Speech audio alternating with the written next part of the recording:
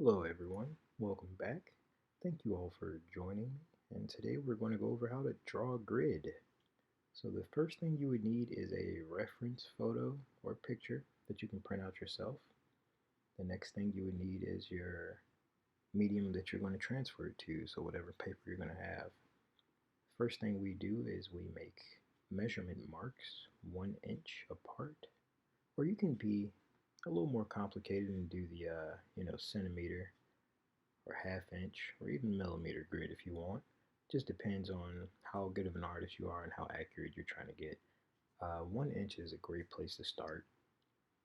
So what I start off with is making sure that my ruler is even. I make the marks at the top, and then I move on to the middle of my reference, and I continue down and make sure they're lined up. And just to be sure, I'll mark and measure one more time here at the bottom. So what this does is kind of set a groundwork of just giving us reference points. That's kind of pretty much what using a grid is giving you. Because usually when it comes to transferring an image or recreating an image, we have a problem with making sure that some things are the exact same size or in proper proportion. So once we connect all these lines going vertically, we'll do the same thing once again horizontally. Couple things to note. So right here, I've already measured out my picture to 8 by 11. Now, if the paper that I'm drawing on is 8 by 11, then it's an even transfer. Now, if it was a larger piece of paper, I would have to measure off a border in order to make sure that the area I'm drawing in is 8 by 11, or I'd have to multiply. So if I were to multiply because I'm scaling up on larger paper, let's say the paper was twice as big, then I would have to do 2 times 8, 2 times 20, or 11. So it'd be 16 times 22. So if you have paper that's 16 by 24, you'd work out fine, but you know you'd have an inch on either side a long way. Or, if you had paper that was kind of, let's say you didn't want to work that big, you could still scale it, get a calculator times 1.5, and it'd come out to like 12 by 16 and a half or so. So it's just a little bit of math to this, but as long as you follow these guidelines and everything will work out just fine. It's very simple and kind of easy to mess up because it's so simple. But as long as you take note of those things and make sure that your paper that you're going to be drawing on and your reference are the same scale, then you'll be fine. Most sketchbooks are the same size as printer paper anyway, so it's a great place to start. This technique works to kind of hone your skills. So let's say you're someone who's been drawing for a while and you don't really have 100% sure, like way to make sure your pictures come out well. Like you may sit and draw and things will be good enough that people like them, but they're not really to your liking because they're not exactly where you need them to be. This is a great way to kind of make sure that your eyes are right, because you might see some of your drawings and go, man, I know that that's not right, even though people like it. Or maybe your eye isn't matching the other eye and they're kind of looking opposite directions. So as you watch this part, you make the measurements going vertically, and we're going to make horizontal lines going across.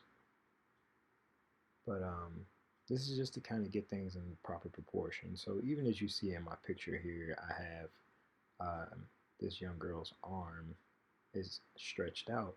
If I didn't make sure that the measurement was right, then it could look really awkward.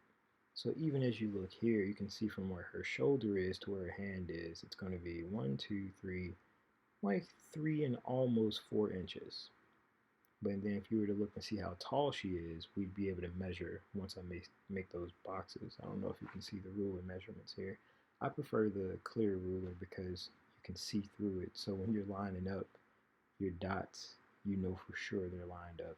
With the metal and wood rulers, depending on what angle you're making your lines from, you can kind of, if you're off just by a millimeter, it'll end up showing up later on. Unless you're already skilled at this, and in that case, you might just be honing your skills even more.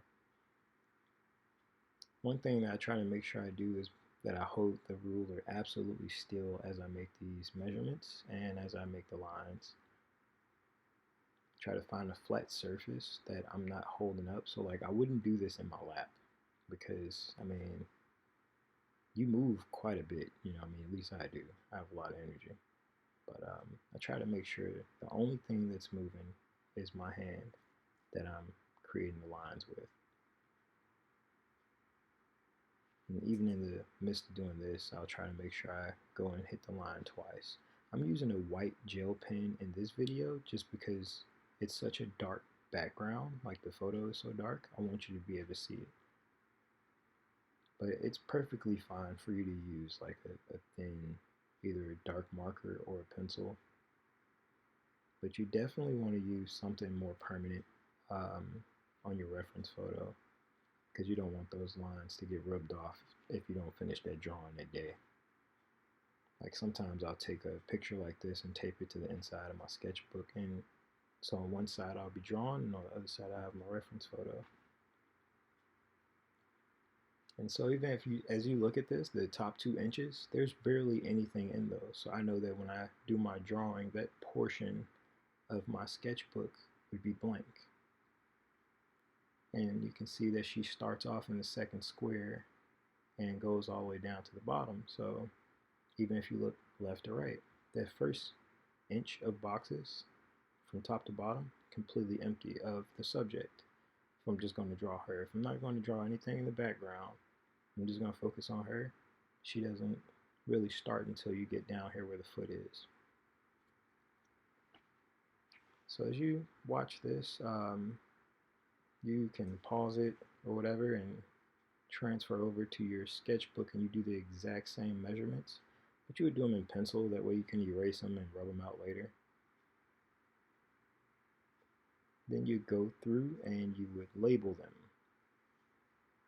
Be sure to, do the pencil on the other one. But you would go A through whatever, how many letters you have, and then you do 1 to create your grid. 1, 2, 3, 4, all the way in succession. And this creates your matrix.